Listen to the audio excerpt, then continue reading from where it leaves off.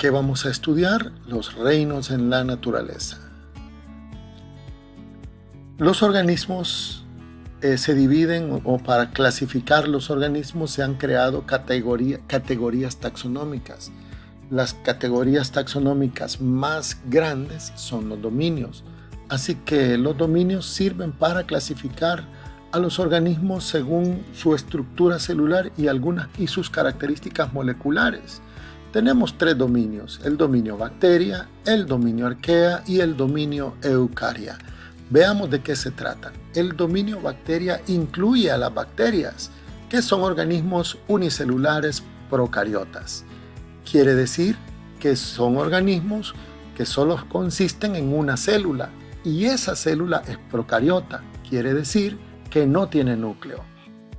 El otro dominio que vamos a estudiar es el dominio arquea, que incluye organismos unicelulares procariotas, es decir, similares a las del dominio anterior, pero estos se caracterizan por tener una estructura celular diferente a la de las bacterias, por habitar en ambientes extremos como fuentes termales o salinas. Y el tercer dominio es el dominio eucaria. En el dominio eucaria se incluyen a los organismos eucariotas, que tienen núcleo definido, eso significa la palabra eucariota, que tienen núcleo definido, y órganos membranosos. Este dominio se subdivide en 4 reinos: el reino protista, el reino fungi, el reino plantae y el reino animal.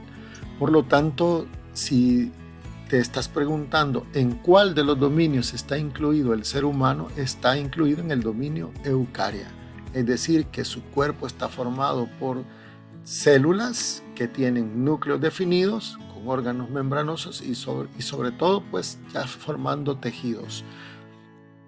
Tanto el dominio bacteria como el dominio arquea son organismos procariotas. Solamente el dominio eucaria tiene células con núcleo y por eso se llaman organismos eucariotas. En el dominio bacteria, como ya dijimos, son organismos unicelulares procariotas que se caracterizan por no tener núcleo definido. Este dominio bacteria solo tiene un reino. El único reino, por cierto, se llama reino bacteria o reino eubacteria, y se divide en grupos según sus propias características moleculares y estructurales. Algunos de estos grupos son las actinobacterias, las cianobacterias y las proteobacterias. Las actinobacterias tienen forma de filamento y son importantes para la descomposición de la materia orgánica. Las cianobacterias son bacterias fotosintéticas que producen oxígeno y por lo tanto son fundamentales en la cadena alimenticia en los medios acuáticos. Y las proteobacterias son un grupo muy diverso de bacterias que incluyen a las especies patógenas, es decir, las que nos causan daño, y simbióticas, es decir, las que logran convivir con nosotros. Y aquí te muestro la estructura de una bacteria. Puedes pausar el video para tomar nota del dibujo y las partes. Estos pilis son como cilios, como pelillos alrededor que emiten de la membrana. El ribosoma lo tenemos acá. Tenemos la pared celular, que es como lo que protege, digamos, al medio interno. Y tenemos un flagelo, que es una especie de látigo con el que puede desplazarse. En el citoplasma no hay un núcleo definido.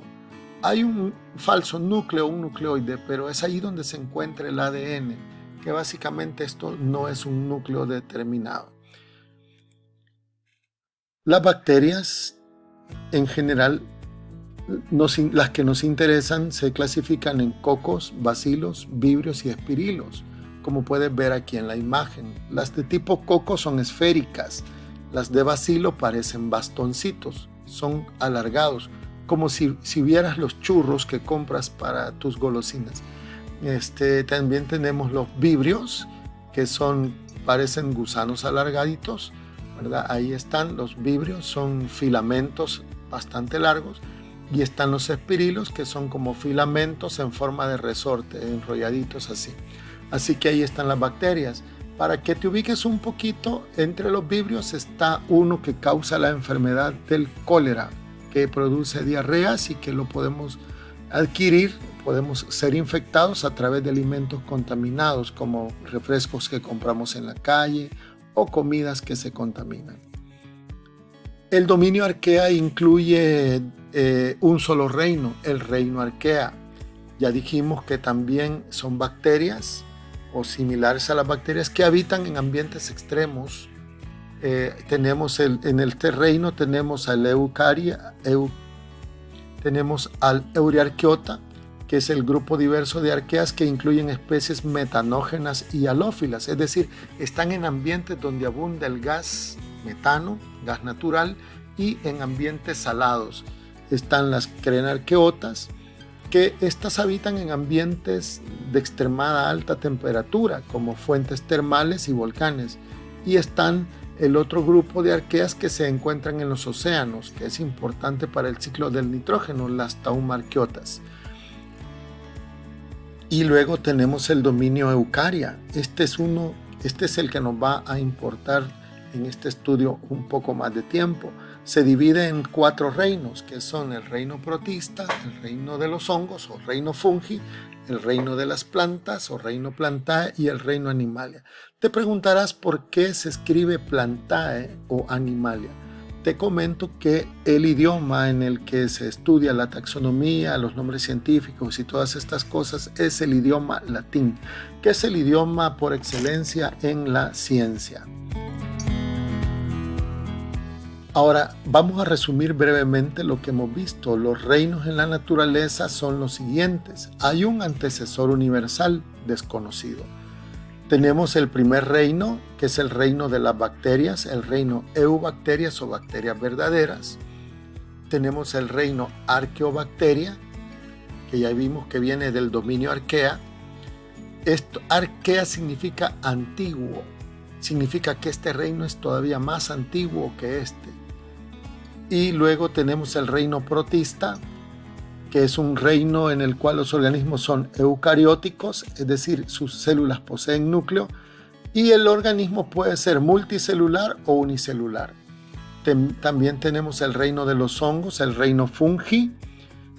Es un reino donde los seres son eucarióticos, que pueden ser los organismos multicelulares o unicelulares. Está el reino animal, donde todos son eucariotas y multicelulares. Y el reino de las plantas, plantae, es un reino eucariótico también. Los organismos son eucarióticos y multicelulares. Ahora estudiemos brevemente el reino protista, que tiene los siguientes grupos. Abarca organismos como algas, algas unicelulares, protozoarios, mohos, mucilaginosos. Veamos los grupos en los que se divide nuestro reino protista. La primera división es el filum Alveolata, que incluye organismos como algas unicelulares y protozoos que poseen estructuras celulares llamadas alvéolos. El otro filum es el Amebozoa, que incluye a todas las amebas. Como puedes ver en esta imagen, esta amiba emite unos pseudópodos o falsos pies que le sirven para desplazamiento. Estas amibas son las que nos causan daño a nuestra salud. También tenemos el filum Euglenusoa, que incluye organismos, las euglenas, que son unicelulares y tienen flagelos para moverse. Están los dinoflagelados, que son organismos que tienen doble flagelo para el desplazamiento, también son algas. Están las algas clorofitas, que son algas verdes fotosintéticas, y están los Rhizaria, que son organismos que conocemos como foraminíferos o radiolarios, que tienen estructuras celulares especializadas para la captura de alimento y la formación de caparazones. Como puedes ver, este grupo, sobre todo los Rhizaria, ya son más avanzados que los amebozoas, por ejemplo.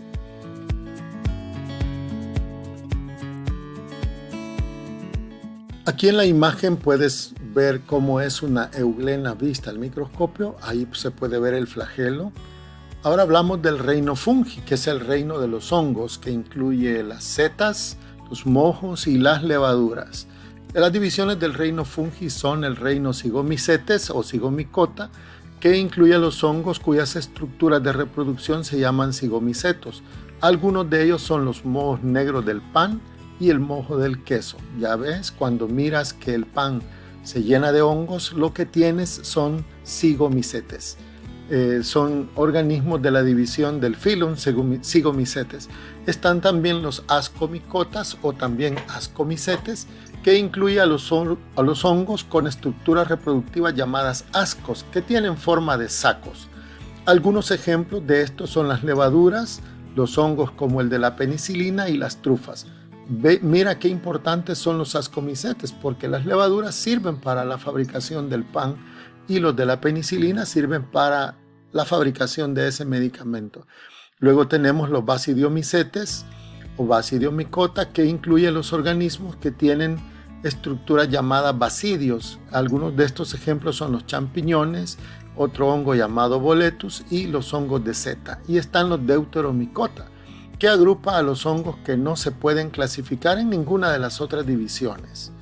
Algunos de estos hongos causan enfermedades en plantas, como el hongo de la roya y los hongos que se utilizan para producir el queso. Aquí te presento en esta imagen la estructura de un hongo. El hongo presenta estas estructuras. Aquí están las hifas, que vienen siendo como las raíces por las que se sostiene en el suelo. Tenemos las esporas. Esta es una seta, un hongo tipo seta, y estas son las esporas, estas que ves que caen de estas laminillas llamadas lamelas. De ahí caen las esporas y se reproducen.